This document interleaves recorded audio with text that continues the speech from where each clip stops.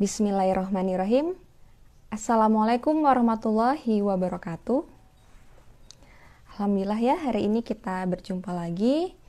Karena berkat rahmat Allah, kita juga dapat berkesempatan hadir untuk mengikuti rangkaian Festival Muslimah Bondowoso, yaitu pada kajian kedua hari ini. Semoga sholawat dan salam tercurah limpahkan kepada Rasulullah SAW dan juga kepada para sahabat, keluarga, dan pengikutnya hingga akhir zaman. Hari ini kita akan melanjutkan kegiatan dari rangkaian Festival Muslimah Bondowoso dengan tema menjadi baik, itu baik, dan tetap di rumah aja. Kita hari ini akan membahas tentang, kita juga akan belajar tentang Siti Maryam, salah satu muslimah, salah satu wanita yang Allah jamin surga. Yang kita tahu ada 4 wanita yang dijamin surga, yaitu ada Khadijah, istri Rasulullah, kemudian Fatimah, kemudian ada Asia, istri dari Fir'aun, dan kita akan belajar dari Bunda Siti Maryam hari ini. Tapi saya tidak sendiri, yaitu saya akan ditemani oleh Ummu Sajah. Selamat datang buat yang baru bergabung. Semoga tidak bosan dengan hari ini saya ditugaskan kembali untuk memimpin jalannya kajian hari ini. Hari ini kita akan membahas sejarah. Kita akan membuka masa lampau, masa lalu yang kita tahu sudah banyak diceritakan dalam Al-Quran, dan kita harap kita dimaksudkan Al-Quran itu mengapa berisi sejarah adalah agar kita belajar dari cerita-cerita terdahulu, agar kita mengambil hikmah dari cerita yang terdahulu. Oke, untuk memulai hari ini kita akan tilawah seperti biasa. Kita akan tilawah yaitu surat Ali Imran ayat 33 hingga 35. A'udzu billahi minasyaitonir rajim. Bismillahirrahmanirrahim. Inna Allah astafa Adam wa Nuha wa ala Ibrahim wa ala Imran alal alamin. Dzurriyyatan ba'duha min ba'din wallahu sami'un alim. Iz qalatim ra'atu in ra'ata rabbi inni tazartu laka ma fi ba'ni muharraron fataqabbal minni innaka antas sami'ul alim. Shadaqallahul azim. Dari 3 ayat ini kita akan membahas tentang keutamaan keluarga Imran, yang akan berlanjut tentang belajar dari Siti Maryam, karena Siti Maryam merupakan anak dari Imran. Sesungguhnya Allah telah memilih Adam, Nuh, keluarga Ibrahim, dan keluarga Imran melebihi segala umat pada masa masing-masing. Sebagai suatu keturunan, sebagiannya adalah keturunan dari sebagian yang lain. Allah Maha mendengar dan Allah Maha mengetahui. Ingatlah ketika istri Imran berkata, "Ya Tuhanku, sesungguhnya aku bernazar kepadamu kelak, apa janin ini yang ada di kandunganku kelak menjadi hamba yang mengabdi kepadamu. Maka terimalah nazar itu dariku. Sungguh engkaulah yang maha mendengar lagi maha mengetahui." Masya Allah, Masya Allah. Dari sebelum kelahirannya saja, Siti Maryam ini sudah dinazarkan untuk beribadah kepada Allah. Dan juga kita belajar bahwa Siti Maryam ini adalah sosok yang sangat inspiratif, yang bisa kita contoh, yaitu bagaimana dia menjaga diri dan juga taat sekali kepada Allah. Karena selama hidupnya dia hanya beribadah, berzikir kepada Allah. Sesuai juga dia anak yang sangat berbakti karena menjalankan perintah orang tuanya. Dan lillahi ta'ala segala hidupnya, seluruh hidupnya dimanfaatkan untuk beribadah kepada Allah. Dan teman-teman tetap stay tune ya, karena kita akan menunggu yaitu salah satu ustazah, salah satu pengisi kajian online dalam rangkaian Festival Muslimah ini yang sudah kita kenal, yaitu istri dari Ustadz Fatih Karim. Beliau adalah Ummu Sajjah. Beliau sering mengisi di mana-mana. Beliau juga sangat dekat dengan Quran. Yang kita tahu beliau adalah co-founder dari salah satu yayasan, yaitu Yayasan Cinta Quran Foundation. Yayasan ini bergerak di bidang dakwah, sosial, dan kemanusiaan yang satu hati menggemakan bumi untuk Al-Quran. Dan beliau adalah co-founder juga dari cintaquran.id, yaitu sebuah lembaga pembelajaran Quran. Beliau merupakan aktivis juga, aktivis muslimah. Dan kita sering melihat kalau di Instagram beliau sering posting banyak hal aktivitas beliau dengan anak beliau, dengan suami beliau. Sungguh romantis ya, dan sungguh sangat keibuan sekali. Kita banyak belajar, kita banyak belajar dan bertemu dengan sosok-sosok muslimah di masa ini yang qadarullah Allah mudahkan untuk kita belajar dari mereka semua. Semoga hari ini Ummu Sajjah bisa segera bergabung dan sharing kepada kita tentang bagaimana Siti Maryam ini menjadi teladan kita sesuai dengan tema belajar dari Siti Maryam. Oh ya, saya di sini juga akan mengingatkan bahwa teman-teman ini merupakan rangkaian Festival Muslimah, rangkaian hari kedua, karena kita masih ada berapa hari lagi sampai tanggal 8 Juli 2018. Pada kemarin pembukaan tanggal 1 Juli kita kedatangan tamu spesial juga, yaitu pembina SMB, salah satu pembina SMB, Mbak Winda. Kita membahas tentang jangan merana karena corona. Kalau teman-teman ingin melihat kajian yang kemarin, gak sempet nih karena mungkin aktivitas, karena mungkin kesibukan yang lain, silakan kami sudah upload di IGTV kita, IGTV Sahabat Muslimah Bondowoso. Kemudian hari ini kita akan mengkaji tentang belajar dari Siti Maryam. Pada hari Sabtu, kita akan bertemu dengan Teh Karin. Insya Allah kita akan membahas tentang jangan jadi insecure, tapi kita harus jadi be yourself. Kemudian hari Seninnya kita akan sharing inspiratif dengan pemenang lomba menulis caption Sahabat Muslimah Bondowoso. Dan pada hari Selasanya kita akan belajar dari Teh Karin juga.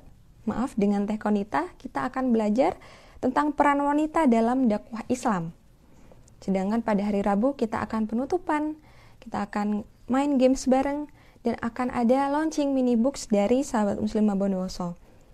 Dan tetap stay tune juga karena kita akan live bareng dan dengan anggota Sahabat Muslimah ataupun dari viewers live IG Sahabat Muslimah Bondowoso.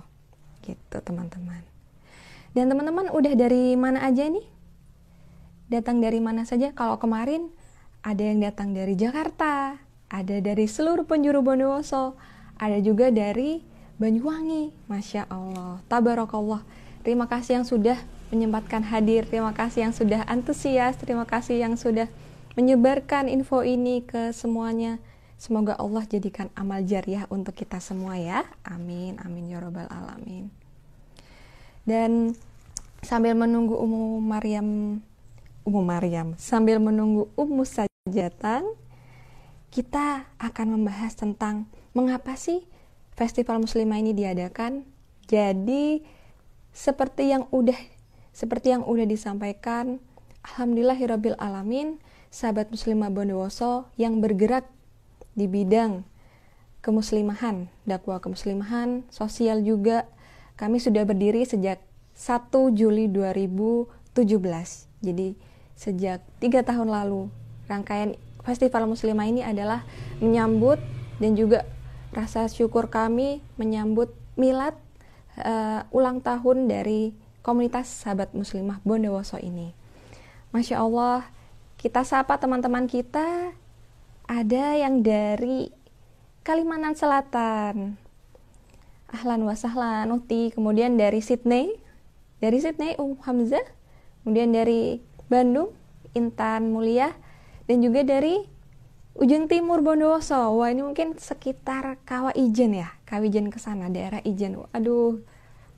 Jadi Bondowoso juga merupakan salah satu kabupaten di Jawa Timur yang banyak sekali wisata alamnya, yang banyak sekali kita disuguhkan keindahan, kita juga kesejukan alamnya gitu. Banyak tempat-tempat outbound dan seru-seru. Kemudian ada juga yang dari Medan, selamat datang, dan juga dari Purwakarta. Jadi alhamdulillahirabbil alamin, kita bisa bertemu tidak hanya dari Pulau Jawa, tapi insya Allah ya seluruh Indonesia hari ini. Dan bagi yang baru bergabung, perkenalkanlah, saya mewakili komite dari Sahabat Muslimah ini mengucapkan terima kasih sudah menyempatkan hadir, sudah antusias, dan juga silahkan disebar info ini untuk dijadikan kebaikan bersama, ajang silaturahim bagi seluruh muslim dan muslimah dari Indonesia. Ternyata ada dari Cirebon juga yang hadir, kemudian dari Bekasi, dan juga Ummu Sajat dekat dengan Ummu Sajat di Bogor. Ya, seperti kita tahu, Ummu Sajat di Bogor ya tinggalnya. Kemudian ada dari Pakem, ini dari Kansamam, dari Tuban tadi, selamat datang. Wah, dari Tangsel, dari Tangerang Selatan juga ada, Masya Allah, Barakallah. Dari Depok juga ada. Salam kenal semuanya, semoga selalu tercurahkan semangat kita, selalu Allah limpahkan giroh kita untuk mencari ilmunya Allah dimanapun kita berada. Ya, Masya Allah. Dan kita hari ini akan belajar dengan salah satu sosok yang inspiratif, belajar dari Siti Maryam, meneladani keteguhan dari Siti Maryam, bagaimana dia menjaga diri dan ketaatan pada Allah Subhanahu wa Ta'ala. Tapi saya tidak sendiri, kita akan bergabung dan kita akan menunggu kedatangan tamu spesial hari kedua rangkaian Festival Muslimah Bondowoso, yaitu dari Ummu Sajat. Yang kita tahu, beliau adalah istri dari Ustadz Fatih Karim. Wah, pasti banyak juga nih yang sudah pastinya mengenal beliau, apalagi mengenal Ustadz Fatih Karim. Kalau dengar ceramahnya tuh rasanya adem gitu, rasanya dialirin air yang sejuk. Kita diingatkan kembali bagaimana hakikat mencintai Allah, bagaimana kita mencintai Quran, sebagaimana keduanya menjadi pelopor berdirinya Yayasan Cinta Quran Foundation, yaitu yayasan yang bergerak di dalam bidang sosial, dakwah, dan kemanusiaan. Tujuannya satu hati untuk mengembangkan Al-Quran, yaitu Indonesia Cinta Quran, hashtag mereka. Dan juga Ummu Sajat ini merupakan co-founder dari cintaquran.id, yaitu merupakan lembaga pelatihan pembelajaran Al-Quran. Waalaikumsalam warahmatullahi wabarakatuh. Selamat bergabung. Ada yang dari Bogor, dan tadi juga ada yang dari Sydney. Insya Allah akan kami save nanti di IGTV, akan bisa dilihat lagi jika teman-teman tidak menyimak full gitu ya, ataupun hari ini ada kesibukan.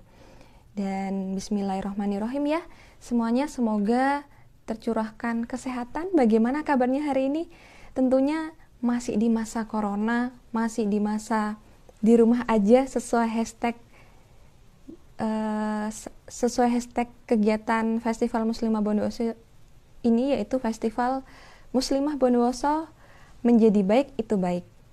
Dan tetap di rumah aja karena kita harus mengikuti protokol kesehatan, kita menjaga diri kita, dan kita juga harus menyayangi orang-orang sekitar kita ya. Alhamdulillah. Semoga usaha-usaha kita, semoga Allah ridho dan memudahkan semuanya.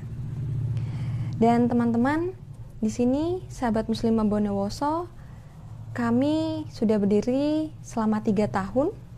Sejak tahun 2017, di sini kami juga belajar, kami juga memohon doa dari teman-teman semua agar bisa lebih berkembang lagi. Dan silakan jika teman-teman ada saran, ada masukan, ada kritik, kami menerima sekali karena kami juga belajar sehingga saat ini kami juga terus membutuhkan motivasi yang membangun, kami juga membutuhkan kritik dari teman-teman, ada apa saja kekurangan, ada apa saja yang harus kami tingkatkan, karena kami juga masih baru 3 tahun ini. Semoga bisa berteman, berkawan dengan seluruh sahabat muslimah, tidak hanya di Indonesia, bahkan di seluruh dunia ya, karena tadi juga ada yang dari Sydney, kemudian dari Purwakarta, dari luar Jawa Timur gitu, Masya Allah, dan ada dari Jawa Barat. Selamat datang. Dan kita juga masih menunggu kedatangan dari Ummu Sajah. Insya Allah kita akan dibersamai beliau belajar dari Siti Maryam. Nah teman-teman nih, ngomong-ngomong, dalam masa corona ini biasanya apa sih yang dilakukan? Apakah teman-teman termasuk yang di rumah aja, ataupun tim yang memang harus keluar rumah, ataupun teman-teman juga merupakan daerah yang aman, jadi sudah tidak PSBB gitu ya.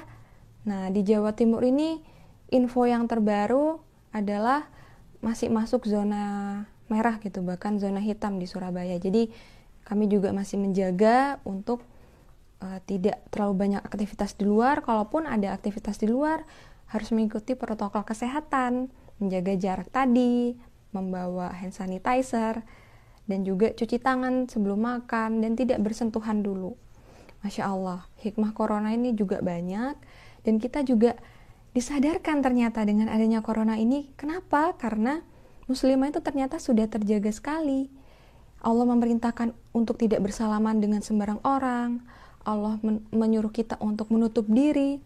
Allah menyuruh kita untuk senantiasa berkata yang baik, keluar seperlunya, dan memohon izin pada mahram kita. Ya kalau sudah ada suami, izin ke suami. Kalau masih sama orang tua ya izin ke ayah gitu ya. Kalau nggak ada ayahnya, ibu. Ya seperti itu. Jadi sebenarnya wanita ini terjaga. Dan itu juga memotivasi kita untuk belajar dari salah satu tokoh inspiratif kita, yaitu Siti Maryam. Yaitu kita belajar dari dia, bagaimana dia menjaga diri, bagaimana dia itu taat sekali pada Allah gitu ya teman-teman. Masya Allah, ini saya scroll ke bawah ternyata banyak yang bergabung, dan kita undang ya Ummu Sajah. Bismillahirrahmanirrahim. Semoga gabung dan juga menceritakan tentang Siti Maryam yang sudah kita tunggu-tunggu belajar ya. Assalamualaikum warahmatullahi wabarakatuh, Ummu. Waalaikumsalam warahmatullahi wabarakatuh. Mohon Gimana maaf ya, kabarnya, Ummu? saya terlambat masuknya ini. Tadi kebetulan ada tamu mendadak datang ke rumah. Jadi harus jadi tuan rumah yang baik dulu, memuliakan tamunya sampai tamunya pulang. Tabarakallah, Ummu, gak apa-apa Ummu. Alhamdulillah sudah dapat berkumpul di sini. Terima kasih sudah mau bergabung. Nah teman-teman, tadi sudah saya ada prolog sedikit. Ingin belajar nih hari ini dari Ummu, ingin sharing ilmunya dari Ummu, boleh ya Ummu? Kita belajar Insya Allah kita tentang, sama-sama belajar. iya, tentang belajar dari Siti Maryam. Nah Ya, sebenarnya Siti Maryam nih sosok yang seperti apa, Ummu? ya, betul. Masya Allah. Assalamualaikum warahmatullahi wabarakatuh. Inna hamdalillah Waalaikumsalam. nahmaduhu wa nasta'inuhu wa nastaghfiruhu wa na'udzubillahi min syururi anfusina wa min sayyiati a'malina may yahdihillahu fala mudhillalah wa may yudlilhu fala hadiyalah. Asyhadu an la ilaha illallah wahdahu la syarikalah wa asyhadu anna Muhammadan abduhu wa rasuluhu la nabiyya ba'da ila yaumil qiyamah. Rabbi shrah li sadri wa yassir li amri wahlul 'uqdatam min lisani yafqahu qawli. Rabbi zidni ilman nafi'an warzuqni fahman wasi'an wa amalan mutaqabbalan. Subhanallah, walhamdulillah, wala ilaha illallah, wallahu akbar. Masya Allah. Pertama kali saya ingin mengucapkan barakallah buat sahabat muslimah Bondowoso. Ini tahun ketiga ya sahabat muslimah Bondowoso SMB ya. SMB Iya betul. berkontribusi untuk umat, berkontribusi untuk Islam, Amin. dan mudah-mudahan tidak hanya milad ketiga aja, tapi nanti ada milad ke Amin. 5, ke 10, sampai milad ke 30 insya Allah ya, dan seterusnya. Amin. Amin. dan semakin terus membawa kebaikan-kebaikan untuk para muslimah, dan juga meluruskan niat para pengurus-pengurus SMB untuk tetap lurus dalam dakwah, untuk nggak berpaling karena dunia, untuk tetap menyatukan hati dan rasa di antara sesama pengurusnya. Jadi SMB Amin. nanti makin besar, makin besar, makin besar, makin besar, insya Allah. Amin. Insya Allah. Amin. Amin. Ya Rabbal Alamin. Waktu saya ngecek profil-profil pembicara yang akan ikut di dalam roadshow kajian selama beberapa hari ini, 4 hari ya kalau saya nggak salah ya. Selama total hampir 8 hari Jadi 8 tanggal 1 sampai hari. 8, tapi ada breaknya. Jadi besok break. Oh, Iya. Jadi ada Masya 2 hari Allah. break. Iya, Betul. iya, iya, iya, iya. Berarti kalau 2 hari break berarti ada 6. Ada 6 hari Kajian. totalnya. Masya Allah. Iya. 6 kajian dengan tema yang berbeda-beda, dengan Betul. pembicara yang Masya Allah. Jadi saya sarankan semua sahabat muslimah yang hari ini ikut di kajian ini, juga nanti ikut kajian di hari-hari berikutnya. Ya. Iya, Sabtu ada betul. ya? Sabtu ada ya? Sabtu insya Allah ada Sabtu dengan Teh ada. Karin. Betul. Nah, Masya Allah. Dengan Teh Sabtu Karin, ada. Masya Allah. Terus hari apa lagi? 5 atau 6? Lalu tanggal 6 itu ada sharing inspiratif dari pemenang lomba caption. Lalu Oh, tanggal Masya 7, Allah. iya, tanggal Hmm. 7 akan bersama Teh Konita belajar tentang peran wanita dalam Oh, dakwah Masya Allah. Islam. Itu, Belajar tentang Palestina juga nanti, ya Allah, luar biasa. Jadi, Masya Allah, Masya ini Allah. one stop kajian. Saya sarankan kepada teman-teman semua juga untuk ikut bergabung di dalamnya dan mengikuti kajian ini. Dan luar biasanya, pandemi ini membuat kita menjadi tidak punya lagi sekat wilayah, sekat batas Betul, provinsi, kota gitu ya. Saya yang ada di B, Bogor, bisa ketemu Iya, sama teman-teman yang ada di B, Bondowoso ya. so, Terus betul juga sekali. saya yakin di sini juga ada teman-teman dari kota-kota yang lain juga. Hari ini Betul, tema yang akan kita diskusikan bareng-bareng adalah tentang bagaimana sosoknya Maryam, ya, Maryam Betul. binti Imron lebih tepatnya. Jadi Iya, Bunda Maryam ini adalah sosok yang luar biasa. Saking luar biasanya maka beliau menjadi salah satu muslimah yang namanya tercatat di dalam tinta sejarah, karena namanya disampaikan, dikeluarkan dari lisan yang mulia Rasulullah Shallallahu Alaihi Wasallam. Di dalam salah satu hadis Rasulullah yang sangat masyhur, dan saya yakin teman-teman juga sudah pernah membaca atau mendengar tentang hadis ini, Rasulullah mengatakan bahwa nanti kelak di dalam surganya Allah ada 4 orang wanita yang akan menjadi penghulunya semua muslimah dan para bidadari surga. Jadi Masya penghulunya Allah. wanita-wanita solihah nanti di yaumil kiamah, lebih tepatnya di surganya Allah, di dalam jannahnya Allah, itu ada 4. Kita kebayang ya, wanita Iya, solihah aja itu digambarkan oleh Rasulullah akan jadi um, uh, pemimpinnya, bosnya para bidadari surga.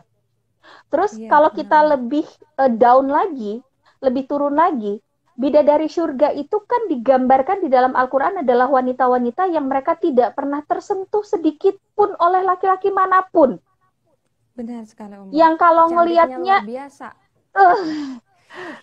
begitu ya, gitu, Gitu ya. begitu. Speechless Yang, gitu kalau bahasa sekarang. gitu. Yang kita kalau sekarang ngelihat artis-artis yang berseliweran di sosmed, di TV, itu aja kita ngelihatnya udah wow gitu ya. Sampai ada Bener banget. orang-orang yang ingin secara fisik mengikuti jejak dari para artis-artis itu. Kayak tadi pagi tuh saya kebetulan baca satu berita di detik.com. Jadi ada seorang wanita di luar sih dia ya. Dia pengen banget terobsesi jadi Kim Kardashian. Saking Masya Allah. terobsesinya dia, maka dia melakukan operasi plastik supaya bentuk mukanya plek-plek-plek mirip banget sama Kim Kardashian. Dan waktu fotonya dijajarin gitu ya, foto dia sama Kim, Iya, emang mirip banget sih. semirip itu, Semirip Ya itu. Ikhtiar ampun. yang dilakukannya sebesar itu. Uang yang Ya dikeluarkannya juga kan nggak sedikit. Jumlahnya udah sampai bener banget. ratusan juta dolar. Kenapa saking kepengennya dia mirip kayak perempuan yang katanya sih salah satu paling cantik di negeri ini. Iya, Katanya bukan di negeri betul-betul ini, di bumi ini gitu. di seantero bumi lah. Itu tuh baru apa namanya wanita yang dia cantik secara fisik. Tapi bidadari-bidadari surga itu adalah wanita-wanita yang mereka bahkan tidak pernah tersentuh oleh laki-laki, Nah, nggak pernah keluar dari surganya Allah. Kalau ngelihat kitanya adem, ibarat kata gini ya, tadinya kita mau marah, tapi begitu ngeliat langsung, ces, kayak api yang disiram sama air gitu. Itu betul, betul. bidadari surga lah. Wanita muslimah yang mereka orang-orang mukmin, wanita-wanita mukmin diberikan janji oleh Allah bahwa mereka akan menjadi pemimpinnya atau bosnya para bidadari surga. Artinya kedudukan wanita-wanita mukmin di hadapan Allah itu bahkan lebih tinggi, lebih mulia daripada bidadari. Bidadari surga. Masya Allah. Betul. Tapi ada lagi level top of the top-nya. Siapa itu? 4 wanita muslimah yang disebutkan oleh Rasulullah Shallallahu Alaihi Wasallam. Rasul bilang ada 4 wanita yang mereka akan menjadi penghulunya para wanita-wanita di surga. Yang pertama kita kenal dia adalah Bunda Khadijah.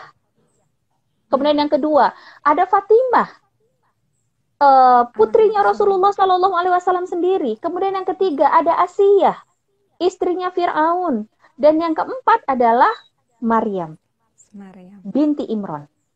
Binti. Jadi 4 wanita ini ketika Rasul mengatakan bahwa mereka akan menjadi kepalanya dari para wanita-wanita mukmin, berarti bidadari-bidadari surga itu ada di bawahnya mereka, di bawah di bawah kendali mereka gitulah ya. Iya. Berarti kan mereka adalah sosok-sosok yang luar biasa.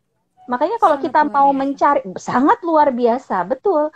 Sehingga kalau kita mau mencari siapa ini yang harus kita jadikan role model sebagai seorang wanita, supaya kita mendapatkan keberkahan di langit dan di bumi, dapatkan keberkahan di dunia dan di akhirat, siapa mereka? Ya berguru dari 4 sosok ini.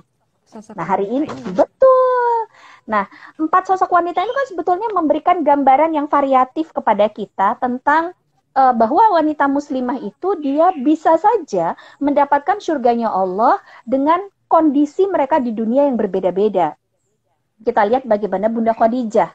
Bunda Khadijah adalah seorang wanita yang dari ketika beliau masih belum bersama dengan Rasulullah memang sudah menjaga kehormatannya. Terkenal sebagai wanita yang berderajat tinggi, orang hayah ya. Jadi Orang sultan gitu. Jadi sultan kalau kata orang-orang sekarang crazy rich. Nah, itu ya. Nah, crazy rich ya istilahnya sekarang. Tapi kekayaannya tidak membuat beliau menjadi orang yang mengumbar syahwat. Betul, mengumbar syahwat kekayaan, mengumbar syahwat belanja, kemudian mengumbar auratnya beliau di mana-mana. Tidak, beliau menjadi seorang wanita yang punya derajat sangat tinggi sehingga laki-laki yang mau dekat sama beliau juga udah jiper duluan. Aduh, udah tahu diri duluan gitu ya. Siapa dia dan siapa Bunda Khadijah. Makanya kemudian Allah pasangkan Bunda Khadijah dengan laki-laki terbaik juga di muka bumi ini. Yang kedua, kita belajar dari Bunda Fatimah. Fatimah binti Muhammad ya. Dari Fatimah binti Muhammad kita belajar bagaimana menjadi seorang wanita muda, tetapi dia punya kontribusi besar sekali dalam dakwah. Kalau Bunda Khadijah kan digambarkan usia beliau sendiri juga sudah di atas 40 tahun kan begitu ya. Betul. Sehingga usia-usia matang gitu. Nah, tapi kan Bunda Fatimah ini kan wanita yang dia sejak dari muda memang dia sudah menjadi anaknya seorang rasul, kemudian juga dia hidup bersama dengan ayahnya, kecintaan terhadap ayahnya luar biasa, kecintaan dia juga terhadap suaminya luar biasa, dan seterusnya, begitu. Kemudian yang ketiga kita belajar juga dari Bunda Asiyah. Bagaimana ketika seorang wanita, dia solihah, tapi ada kemungkinan dia Allah berikan kodok laki-laki yang nggak solih, jegernya kemaksiatan gitu. Suaminya itu adalah kepala jegernya kemaksiatan. Tetapi bukan berarti ketika suami kita atau orang terdekat kita itu bermaksiat kepada Allah, lalu kita pun secara otomatis akan ikut bermaksiat kepada Allah. Kenapa? Karena soal maksiat dan taat itu adalah pilihan. Dia bukan takdir, dia bukan kodok. Sehingga suami gue maksiat juga. bapak gua pencuri, gua juga jadi maling gitu, enggak gitu. Karena itu adalah pilihan kehidupan dan Asia memilih akhir hidupnya adalah berada di dalam keimanan. Dan Berarti harus dikabarkan lebih di besar dalam ya. betul gitu. Artinya gini, kalau kita belajar dari Bunda Asia bahwa ketaatan itu adalah pilihan, dia bukan takdir. Jangan salahkan siapapun. Jadi jangan kemudian kita berharap ujuk-ujuk anak-anak kita itu akan jadi anak-anak yang langsung soleh, langsung soleha, langsung anak baik. Kalau dikasih tahu sama orang tuanya langsung manut, terus nggak ada perlawanan sedikit pun gitu ya, nggak bisa. Karena yang namanya manusia itu dia punya irodah. Kita suruh A, dia B, kita suruh duduk dia malah lari, kita suruh dia baca Quran, dia baca koran gitu ya. Iya. Ya kayak gitu-gitulah gitu. Nah proses mendidik anak ini harus dilakukan bahkan sejak sebelum kita bertatapan langsung wajah dengan dia. Artinya di mana sejak dia dalam kandungan kita pun itu sudah kita lakukan. Bahkan kita belajar dari ayah dan ibunya Bunda Maryam, Imron dan Haulah, bahwa bahkan ketika Haulah belum hamil sekalipun, mereka sudah punya visi besar bagaimana mereka akan menjadikan anaknya adalah anak yang solih dan solihah. Makanya ini yang menyebabkan kenapa kemudian ada surat Ali Imran di dalam Al-Quran. Kalau kita lihat rentetan surat-surat di dalam Al-Quran, teman-teman solihah, kebanyakan surat-suratnya itu bicara tentang Nabi atau Rasul. Benar sekali. Ada surat Muhammad, ya kan? Iya. Ada surat Yusuf, ada surat Yunus, ada surat Nuh, dan lain sebagainya. Iya. Tapi ada nyempil satu sosok laki-laki, bukan Rasul, bukan Nabi, tapi tercatat di dalam Al-Quran dan itu abadi selamanya. Berarti dia kan bukan sosok yang biasa. Dia bukan sosok yang standar gitu ya. Dia adalah seseorang yang memang Allah kodokkan diturunkan di muka bumi ini untuk kemudian kita ambil ibroh dan pelajaran dari perjalanan hidupnya. Salah satunya adalah dari bagaimana kemudian Imron dan Haulah itu punya visi besar terhadap anak-anaknya. Jadi, ini catatan pertama ketika kita mau mengambil pelajaran dari Bunda Siti Maryam. Bahwa kedua orang tua beliau itu sudah punya visi besar terhadap anak-anaknya. Bahkan ketika mereka belum hamil. Bahkan ketika ibunya Maryam belum hamil, baru nikah, itu belum, itu udah Masya punya visi. Allah. Mereka berdua itu bervisi bahwa anak-anaknya mereka nanti itu akan mereka jadikan anak-anak yang berkhidmat di Baitul Maqdis. Masya Allah. Karena mereka kan tinggalnya di daerah Palestina. Iya, di daerah Palestina. Jadi dengar di Baitul Palestina, Maqdis. Nanti teman-teman harus ikutin kajian tentang Palestina karena kita nggak boleh jadi orang-orang yang nggak mau tahu dengan kondisi Palestina. Karena sebaik-baik manusia adalah manusia yang dia memberikan manfaat terhadap manusia yang lain kan. Khairun nas anfa'uhum linnas kata Rasul. Jadi kalau kita mau jadi orang yang benar-benar punya manfaat buat manusia yang lain, maka care-lah terhadap kondisi Palestina juga. Bukan cuma sekedar simpati ya, tetapi empati terhadap kondisi Palestina. Jadi tadi kita belajar ya pertama kedua orang tua dari Siti Maryam ini udah punya visi besar terhadap anak, bahkan sebelum anaknya ada, bahkan sebelum bertatapan wajah dengan anaknya. Masya Allah. Jadi memang benar teman-teman, kita belajar dari sosok yang inspiratif sekali hari ini, karena dari yang bagaimana kita udah tercengangkan ya, kita udah tercengangkan bagaimana orang tua dari Siti Maryam ini sangat menjaga anaknya, mempunyai visi besar untuk beribadah kepada Allah, untuk seluruh hidupnya lillahi ta'ala. Masya Allah, kita sambut lagi Ummu ya. Jadi memang kita sangat terkagum-kagum nih. Nah, kita terkagum-kagum Maaf ya kepotong. Ya, kita lanjutkan ya, kita lanjutkan. Jadi gini, Jadi waktu mereka masih belum hamil saja, Haulah belum hamil, lalu yang mereka lakukan adalah mereka berazam, kemudian bernazar ya kalau bahasa kita gitu ya, bernazar menyampaikan kepada Allah dan mengatakan, ya Allah, nanti kalau anak-anak kami lahir, mereka akan kami jadikan sebagai orang-orang yang akan berkhidmat di Baitul Maqdis. Masya Jadi kebayang dong, ada orang tua mau jadikan anaknya remaja masjid. Nah, Kira-kira kayak gitu. Kalau zaman sekarang siapa yang mau gitu kan ya? Siapa yang mau gitu. Sekarang kan kalau ditanya kan apa namanya, orang-orang apa anak gitu, anak gitu. Anak ibu sekarang di mana gitu biasanya ditanya. Coba ya, kalau bener. Kalau sekarang kita tanya anak-anak citanya mau jadi apa, kayaknya nggak ada yang cita-citanya mau jadi marbot masjid ya, nggak ada. Cita-citanya adalah cita-cita yang kaitannya selalu dengan madiyah, materi. Jadi dokter, jadi insinyur ya. Jadi guru aja sekarang nggak banyak karena guru tuh nggak punya duit ya. Jadi pebisnis. Oh, kalau anak-anak sekarang kalau ditanya beda lagi. Mau jadi apa nanti kalau udah gede, cita-citanya YouTuber. Ya. YouTuber. Selebgram gitu. Selebgram gitu-gitu yang duitnya langsung cepat. Nah, tetapi Imron dan Haulah itu adalah dua sosok sepasang suami istri yang mereka tidak peduli dengan visi rumah tangga yang lain, dan mereka tidak terpengaruh gitu. Tidak terpengaruh dengan visi rumah tangga yang lain. Buat mereka yang penting adalah bagaimana kemudian mereka membangun visi rumah tangga buat mereka sendiri. Nah, ketika mereka sudah bervisi seperti itu, maka berarti sangat jelaslah buat kita bahwa rumah tangga ini yang dikawami atau yang dipimpin oleh Imron adalah rumah tangga yang tujuan akhirnya adalah jannah. Makanya kenapa kemudian secara strategi turunan, kalau kita bicara ya ada visi terus ada strategi turunan gitu ya.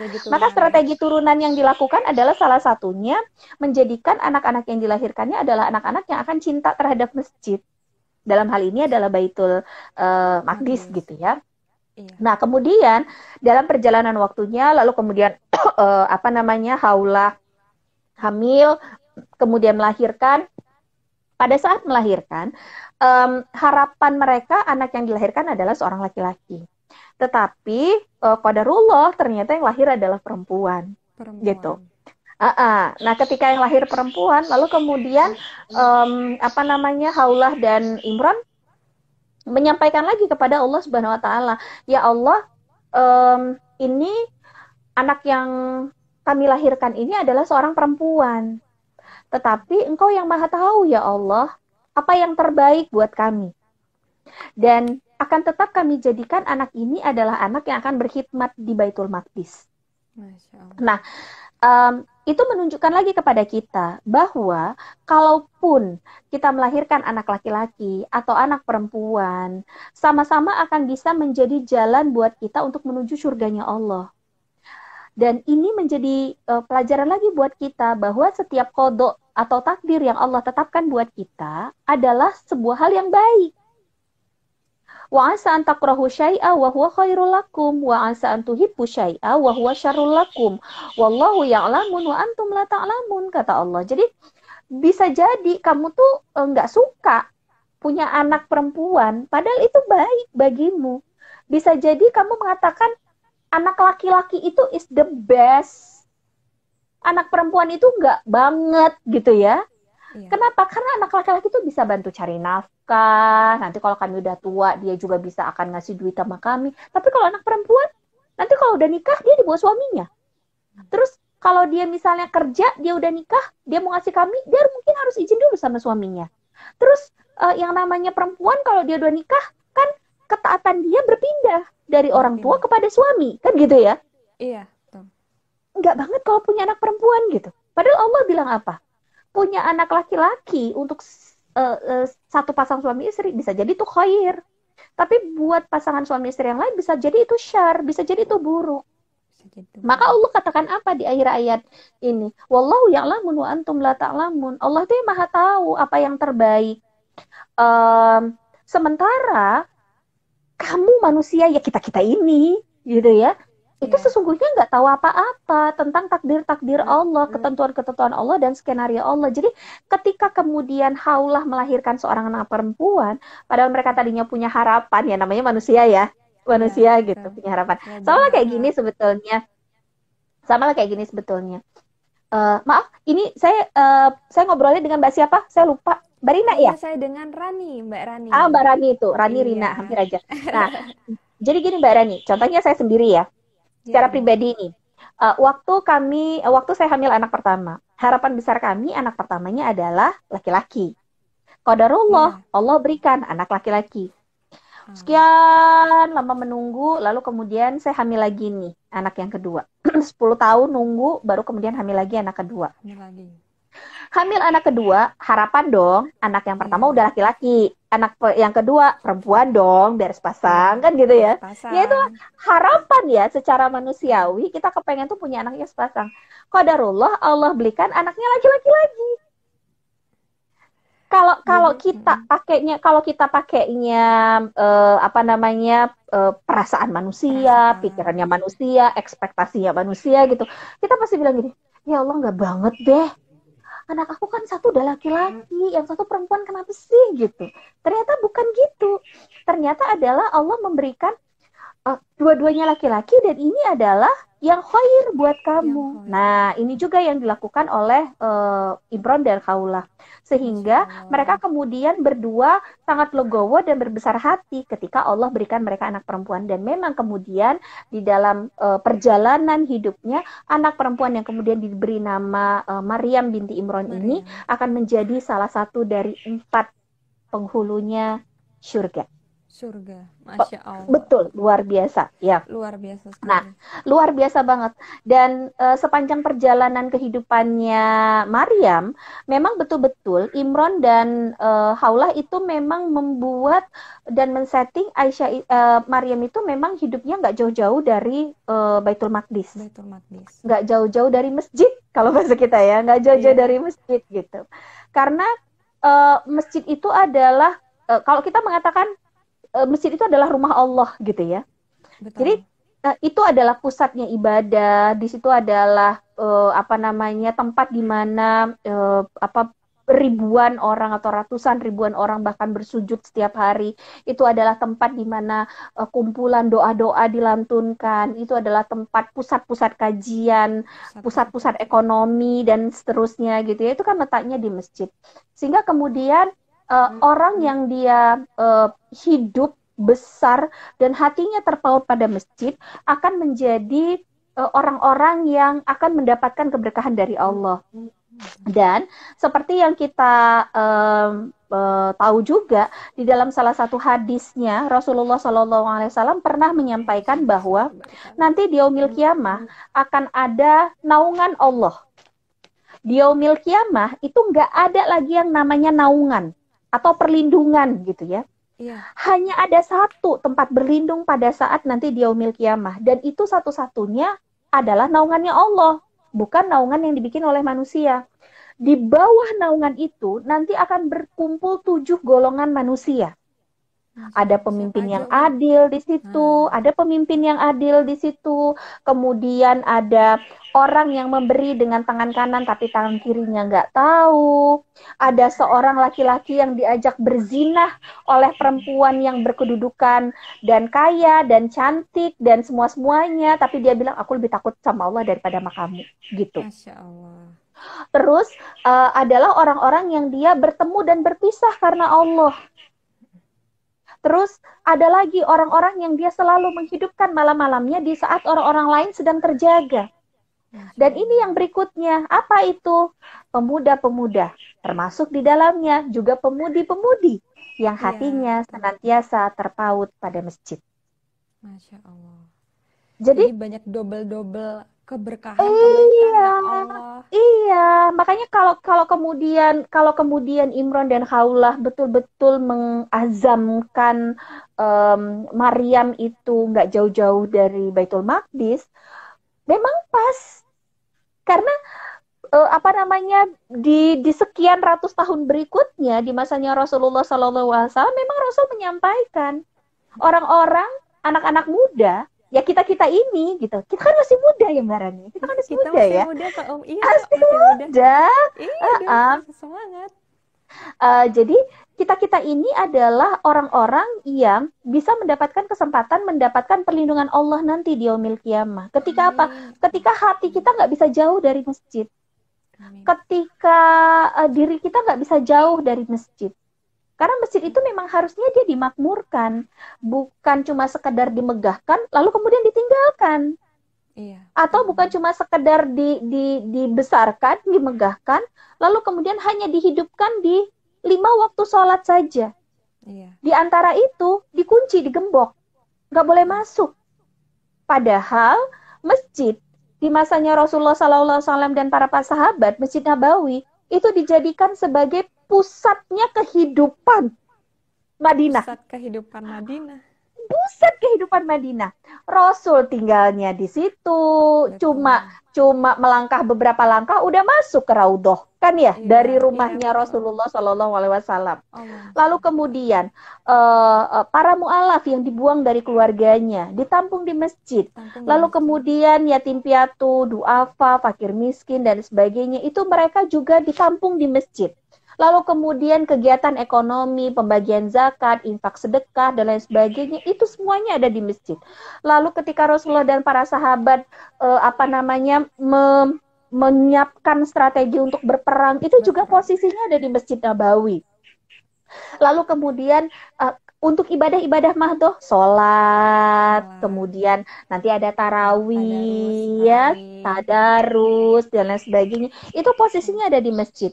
Maka yang ingin dilakukan oleh Imron dan Haulah itu adalah betul-betul membuat hatinya Maryam itu nggak bisa jauh-jauh dari itu. Kebayang dong kalau kita ada di sebuah masjid, lalu kemudian aktivitas yang kita lakukan adalah semua itu, kira-kira kita kepikiran lagi nggak untuk melakukan maksiat? Ya enggak.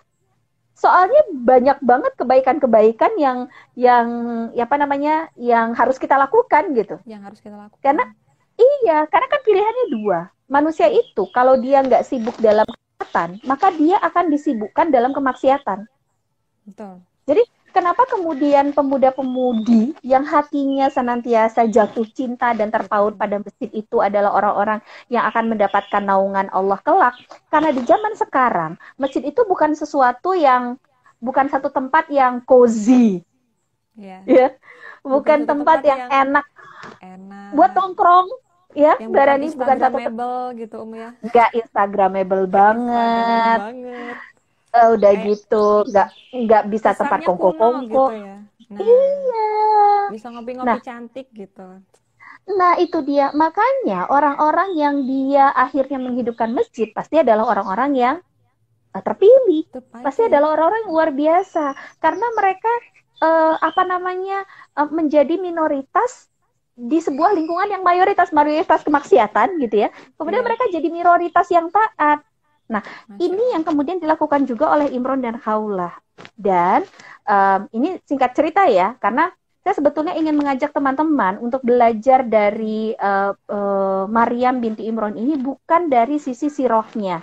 Karena kalau dari sisi sirohnya, saya yakin teman-teman sudah banyak sekali mendapatkan kajian-kajian di luar sana.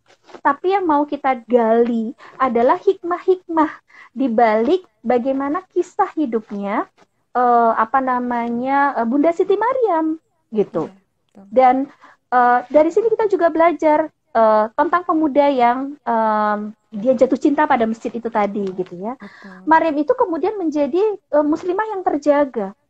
Dia dalam secara pribadi menjaga dirinya karena dia sibuk dengan ketaatan. Dia sibuk dengan hal-hal yang positif. Dia produktif buat kebaikan gitu.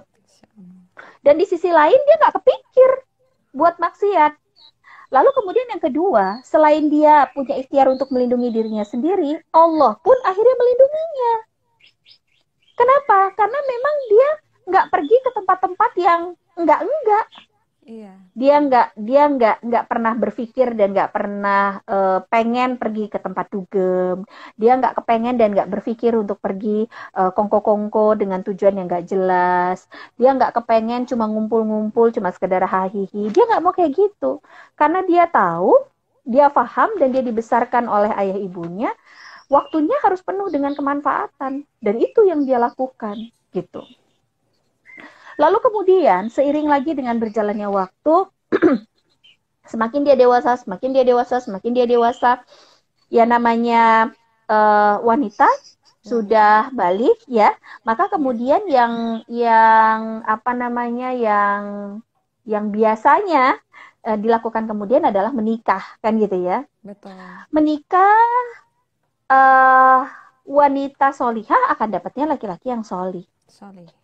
Wanita yang apa namanya pezina akan bertemu dengan laki-laki pezina. Wanita nggak baik-baik akan ketemunya dengan laki-laki yang nggak baik-baik gitu.